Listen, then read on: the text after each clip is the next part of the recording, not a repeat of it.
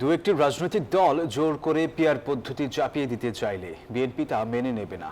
এই কথা জানিয়ে দলের স্থায়ী কমিটির সদস্য হাফিজ উদ্দিন আহমদ বলেছেন, দরকার হলে রাজপথেই এর মোকাবেলা করা হবে। আর হঠাৎ পাহাড় অশান্ত হওয়া বিচ্ছিন্ন কোনো ঘটনা নয় বলে মনে করছেন বিএনপি নেতারা। এই ঘটনার পেছনে কোনো চক্রের মাস্টার প্ল্যান থাকতে পারে বলেও শঙ্কা প্রকাশ করছেন তারা। দেশের বর্তমান রাজনৈতিক ও সামাজিক প্রেক্ষাপটে জাতীয় নির্বাচনের বিকল্প নেই শীর্ষক এই আলোচনা সভার আয়োজন করে জাতীয়তাবাদী মুক্তিযোদ্ধা দল। বিএনপির স্থায়ী কমিটির সদস্য হাফিজ উদ্দিন আহমদ বলেন, সংখ্যানুপাতিক নির্বাচন কি তা বাংলাদেশের 56% মানুষই জানে না।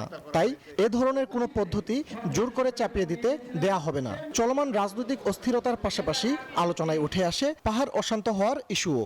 জনপ্রতিনিধিত্বমূলক সরকার গঠন করতে হবে।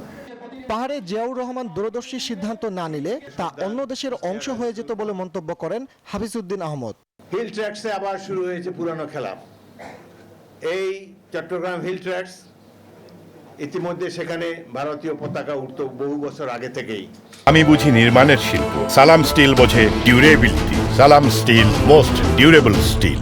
কেবলমাত্র শহীদ রাষ্ট্রপতি জিয়াউর রহমান তিনি সেখানে বাঙালিদেরকে পাহাড়ি এলাকায় পুনর্বাসিত হওয়ার কামলে জনসংখ্যার মধ্যে একটা ব্যালেন্স এসেছে, যার জন্য এখন আর তারা ভারতের পক্ষে স্বাধীনতা ঘোষণা করতে পারছে না।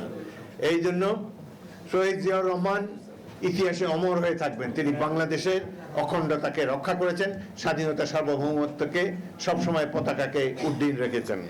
এদিকে সমসাময়িক ইস্যুতে নয়াপল্টনে সাংবাদিকদের মুখোমুখি হন বিএনপির সিনিয়র যুগ্ম মহাসচিব রুহুল কবির রিজভী। এ সময় পাহাড়ের সংঘাতময় পরিস্থিতির পেছনে নানামুখী ষড়যন্ত্রের অভিযোগ করেন রিজভী। দেশের নানা প্রান্তে নানা ধরনের ঘটনা ঘটানোর চেষ্টা চলছে। পাহাড়ে আমরা অশান্তির কিছু কিছু দেখতে পাচ্ছি, ঘটনা দেখতে পাচ্ছি। হঠাৎ করে এই সমস্ত বিষয়গুলো মানুষকে নানাভাবেই ভাবিয়ে তুলছে। এগুলো আমি মনে করি যে কোনো বিচ্ছিন্ন ঘটনা নয়, প্রতিটি ঘটনার সাথে কোনো চক্র জড়িত আছে। যারা নির্বাচন বাধাগ্রস্ত করতে চায় তাদের রাজপথে প্রতিহত করা হবে বলে হুঁশিয়ারি দেন বিএনপি নেতারা। আমাদের যে কোনো উস্কানিকে আমাদের মোকাবেলা করতে হবে। ফজলে রাব্বি সৌরভ, নিউজ 24, ঢাকা।